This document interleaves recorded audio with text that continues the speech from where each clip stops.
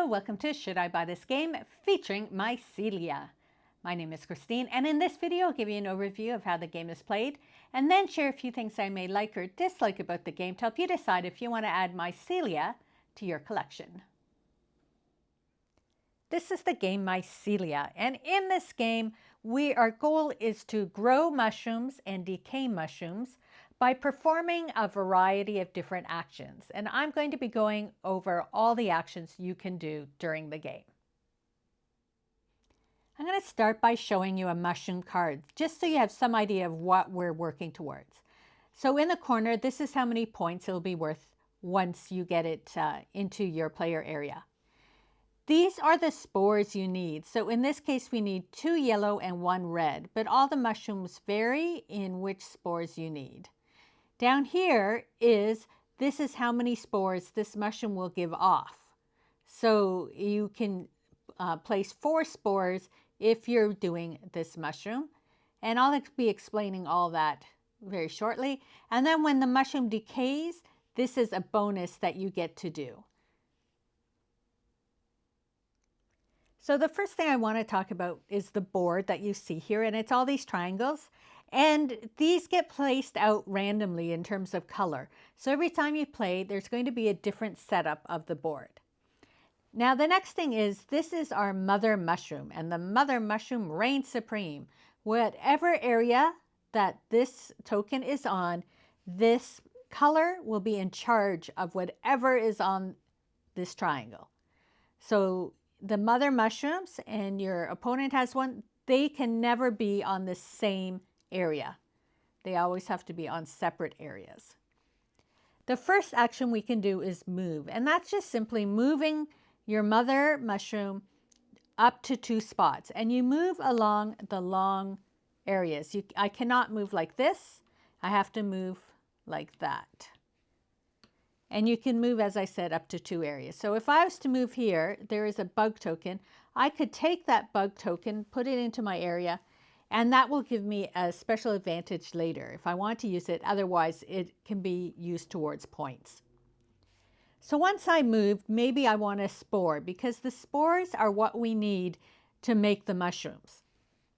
And so you start with this die, and it has these 3 symbols on it that match the 3 symbols on these triangles. And you roll it.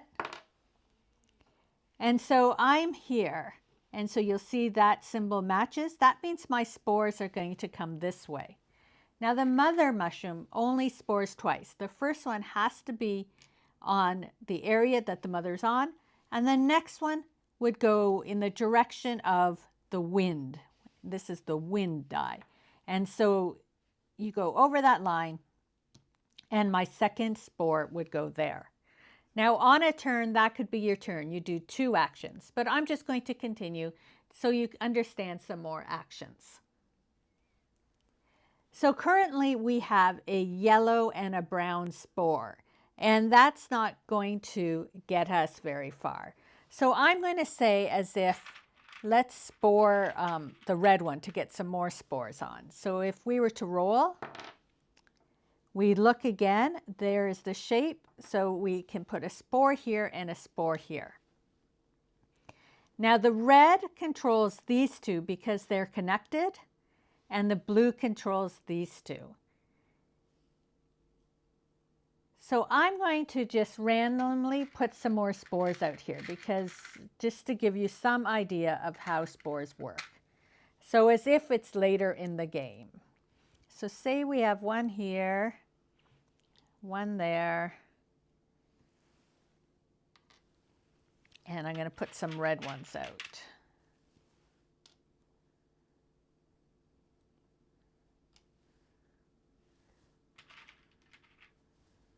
Okay. So with these spores like this, they've been like blown around, we've played a little.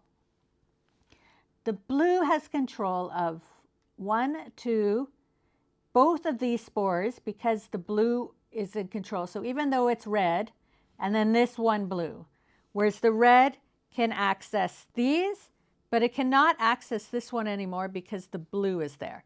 And there's a blue spore over here, this mother cannot access it because it doesn't have a direct link. It's sort of left on its own. So blue currently has 1 red, 2 yellow, 1 green, and 1 brown. So I'm just looking to see if we could get a mushroom.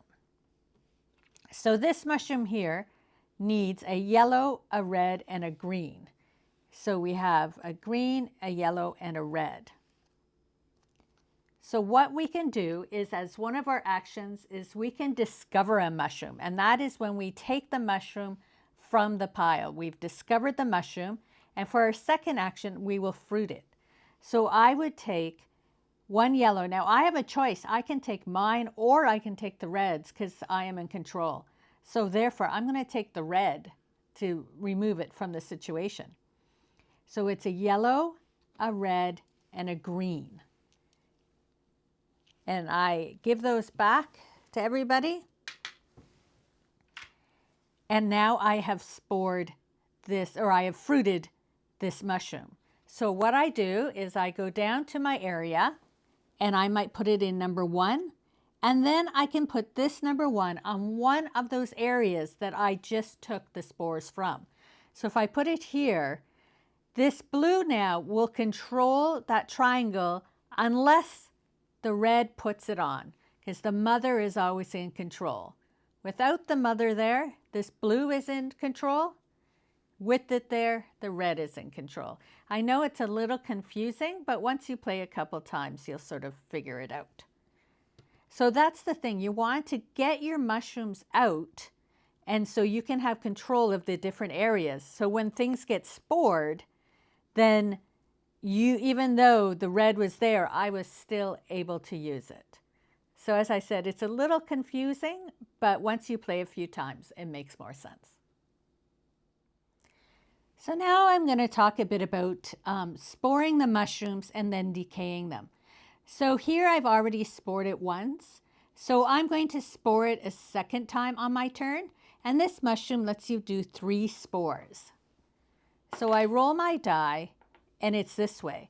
So even though it allows me to do 3 spores, I actually only have 2 spaces because you go down 1 and then it would be here.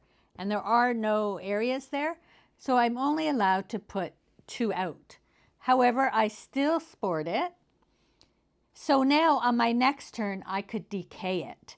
And what I would do is I would move this. And so it says move 1 outer edge triangle from the edge touching, including all its contents, is my decay thing. So I put it down here to show that I've decayed it.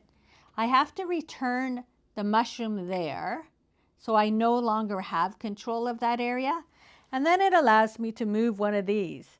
So I could always move this one with the red over here, and now the red person no longer has access to that cube because the blue interrupts it. So that's like, you can move the pieces with your decay motion to move them either away from, or I could have done the opposite. And I could move this one that had my blue piece closer to me, so I now have access to my blue piece.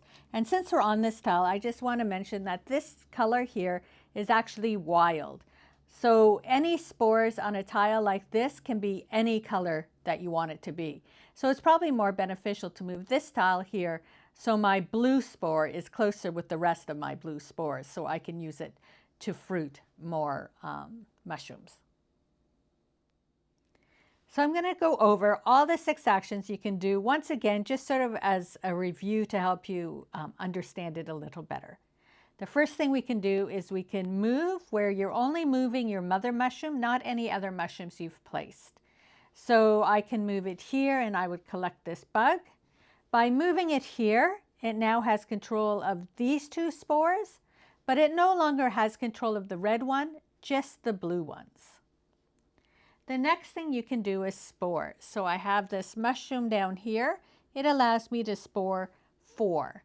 So I roll my die, and it's going to go this way. Now, because of that, we actually can only spore 3. You'd put the first one on where the mushroom is, the next one right across that line, and then it would be here or here. And so I'm pretty sure I can only do that. I'm not sure if I could put the second one there or not. I don't think so. So I've spored. When we do the mushrooms, it's based on what the card says versus when we do the mother, they only spore twice. The reason you may want to do one or the other is if you're looking for a specific color of a spore and where your pieces are placed, that may decide which one you want to spore. Once we spore a mushroom though, we do move it down to show that we spored it, and you can only spore a mushroom twice before you need to decay it. The next thing we want to do is fruit a mushroom, which is like growing the mushroom. And if I want to do this one, I would need 1 red and 3 yellow. So we look at the board and I'm blue. So I control this area because it's connected, but I do not control this one over here. So if I needed 1 red, I could take a spore from here, and I need 3 yellows. Well, I only have 2 blues here because I do not control that red one. However, this square here, as I mentioned before, is wild, so I can take that one to be my 3rd yellow. So I have my 4 spores. Then I would put this onto the area, and I would move my mushroom onto an area where I just took some spores. So I could place it here, here, or here. So I might place it here, and by doing that, on my next turn, I do now have control of that red because I have a blue mushroom on that triangle. Our next thing we can do is discover, and that's just simply taking a new card from the pile. We can explore, which I haven't mentioned yet, and exploring is just adding a triangle anywhere onto the board. So you probably want to put it closer to where you are working so you have more space to go and moving away from some of the other colors so they're not taking your spores. And then the last thing we do is decay, and that is after you have spored the mushroom twice, you decay it, which allows you to put it under here. This gets put back to the beginning, and then you can do whatever it says, gain 2 spores and place on multiple triangles. So that would just be taking 2 spores and placing it. Maybe I want to place it there, and maybe I want to place it over here. And it's just giving you 2 more spores on the board. Now, the game ends when you have decayed 5 mushrooms, 1 in each area. Now, you can decay a mushroom more than 1 in one area, but to finish the game, it has to be in all 5 areas. Now, the reason why we can decay, maybe we want to add another mushroom and fruit it. We see that we have the spores available because every time you fruit a mushroom, you're going to get the points. You don't have to decay it for the points. As long as it's in your player area, you're going to get those points. And so when you're playing with somebody, you can see how far along they are. Can we maybe get a few more mushrooms, fruit a few more, just to add up our points. And then, as I said, once all 5 are decayed, then the game is over. And you add up the points on all your cards, and then our little tokens, you can, every 2 tokens allows you for 1 point. Now, the other advantage of the tokens is you can spend 2 tokens to move somebody else's mother. So if I was sitting here and blocking that red, and the red's like, enough, I want you to move, they could spend 2 points and move me to like the other side of the board so they can have access to some of their spores again. So it's just a little add-in into the game to help you if somebody is blocking your way. But that's the basics on how Mycelia is played. Now there is a solo mode to the game, and it uses these cards. This card, the green is easier, the yellow is harder. And you line it up here, and you want to do things in this order. So the first thing they want to do is fruit, And for them, they need a yellow, a brown, and then 3 random ones. So you look on your board to see if they have that able to do. The next thing they want to do is decay. If they don't have a mushroom to decay, then they go to spore and move based on, they roll the die.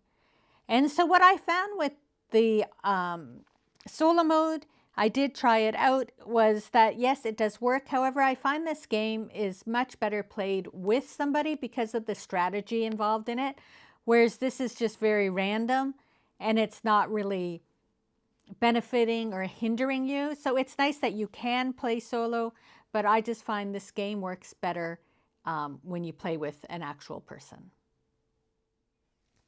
Overall, we did enjoy playing Mycelia. And so, of course, one of the first things we enjoy is the artwork is really beautiful on all the cards and all the different mushrooms that you may or may not know have existed. Now, the next thing is the game board setup. Because it's just triangles, each game will be set up differently and the colors will all be random. We like the strategy to the game. Once you understand how the game is played, there is a bit of like area control to the game because you can block off your opponent from getting their spores. One strategy I like to use is I like to decay and then fruit in the same turn, because every time you decay, you lose the mushroom, which means you lose space on the board. Whereas, so if I can fruit instantly, then I can add a mushroom back onto the board and always have control over different areas so my opponent can't sort of come in and take over my spores. So that strategy makes it really interesting. And that is why I was saying playing with somebody is a lot more interesting than playing solo, because you're working against each other, trying to have control of different areas, which will give you control of the boards, so you can fruit and decay. So there is enough strategy to the game. But at the same time, it's not a really long game. So you feel content at the end of the game. It takes 2 people maybe about an hour once you understand the game. And so you can have this interesting game without being completely drained by the end of it. So the only thing we sort of dislike about the game is the challenge of learning it to begin with, because sporing can be confusing. I hope I tried to explain it a bit so you would understand how you roll the die and you go that direction. And then understanding that even though the red person spored here, they no longer have control over those spores until they could get it back by moving the person here, and now red controls it. So just understanding who has control over what spores can be a little confusing until you play and learn the game a bit more. So that would be the one downside, but once you play it a few times and you understand it, it's actually a lot easier in concept than it initially appears. But as I said, otherwise, overall, it's a really good strategy game if you want to play. I've only played against one person, but if you're adding more people in, you might be exploring more and building your board out more, so you can have more control of different areas where your opponents aren't interfering in your game. So let me know if you have played Mycelia and what you think of the game.